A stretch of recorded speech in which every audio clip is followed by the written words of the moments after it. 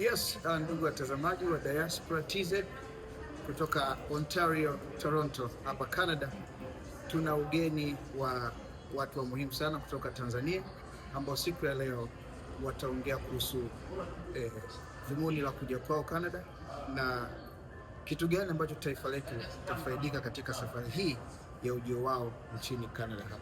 Habari yako Masha? Salama kabisa. Karibu Canada. Asante sana. Unaweza ukajitambulisha? Ndugu watazamaji, kwa majina mimi naitwa Dr. Bernard Joseph. Ni mkurugenzi wa habari na mahusiano ya kitaifa na kimataifa kwenye shirikisho la vyama vya wachimba madini Tanzania FEMATA, na pia ni mwenyekiti wa safari za nje za FEMATA.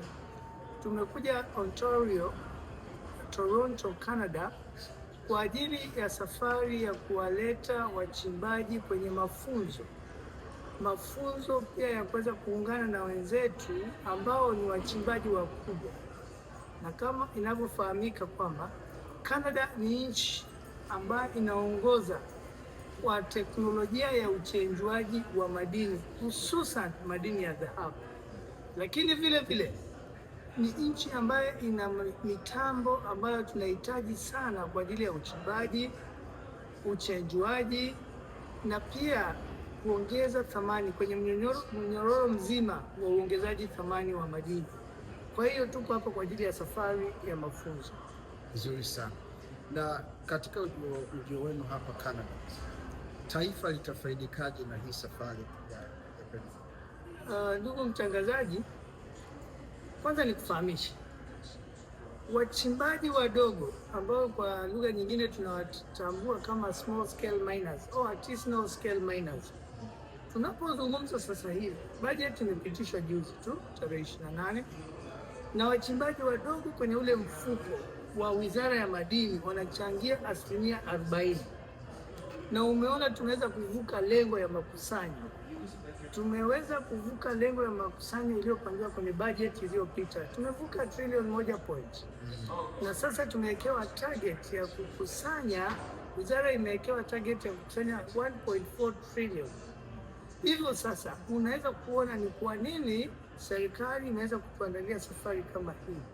Ni kwa ajili ya kuweza kuongeza thamani, kuongeza uwezo wa kuzalisha. Tanzania sasa hivi ukiangalia kila mkoa kuna mlipuko wa madini, hususan madini ya dhahabu.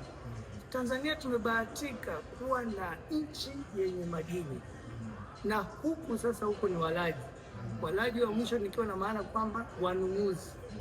Kwa hiyo na pia ni wazalishaji wa vifaa na mitambo. Kwa hiyo nchi itafaidika kwa safari hii kwa nyanja tofauti tofauti. Kwanza tunaongeza elimu, pili tunaongeza teknolojia, tatu tunapata wabia ambao tutashirikiana nao kwenye uchimbaji wa madini, hivyo basi kuongeza pato la taifa. Asante sana. Labda mchango wa serikali yetu ya Tanzania ni upi katika wachimbaji wadogo na wakubwa? Imechangiaje katika maendeleo na uchimbaji katika wachimbaji wote wakubwa na wadogo nchini Tanzania? Tunawezeshaje serikali yetu ya Tanzania? Ndugu mtangazaji, fuatilia tu. Kwanza hapa tumepata sifa kemkem kwa washirika wetu ambao wametupokea. Kwanza kwa Tanzania kuwa nchi ya kwanza kuwa na formalized organization, yani taasisi iliyoundwa kitaalamu kwa sababu ya kuweza kuwaunganisha wachimbaji wote wadogo. Haijawahi tokea nchi yoyote ya Afrika au nchi yoyote popote pale duniani kuja Canada kwa mfumo wa kuwa na federation. FEMATA ni shirikisho la vyama vya wachimba madini Tanzania, wadogo na wakati. Muundo ule umewashangaza na wamefurahi sana kwa sababu tuna support. Kwanza tuna wenzetu wa CBEX ambao ndio wenyeji wetu. Pili, ubalozi wa Canada, ubalozi wetu Mheshimiwa Joseph Sokoine kesho kutwa atakuwa hapa anazungumza na sisi wachimbaji tuliokuja. Tukiwa hapo tutalituma afisa balozi kuja kutupokea.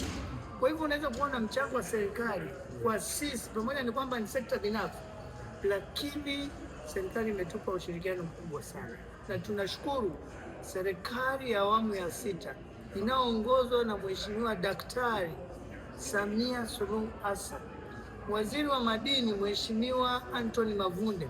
Niwakumbushe tu, waziri wa madini alikuwa ni CEO wa shirikisho la vyama vya wachimba madini Tanzania. Kwa hiyo FEMATA inaweza kumzalisha waziri.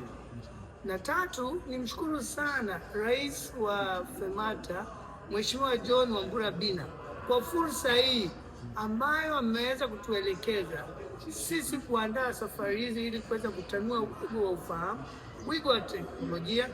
Mheshimiwa John Wambura Bina, tunakupongeza na big up.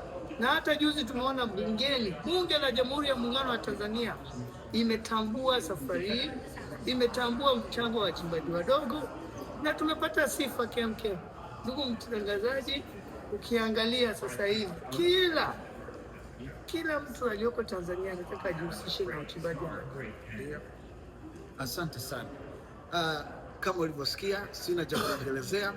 Endelea kuiombea nchi yetu, endelea kuitangaza nchi yetu, wewe msikilizaji na wewe mtazamaji wa Diaspora TZ. Tupo hapa Canada, Ontario, Toronto. Asanteni sana.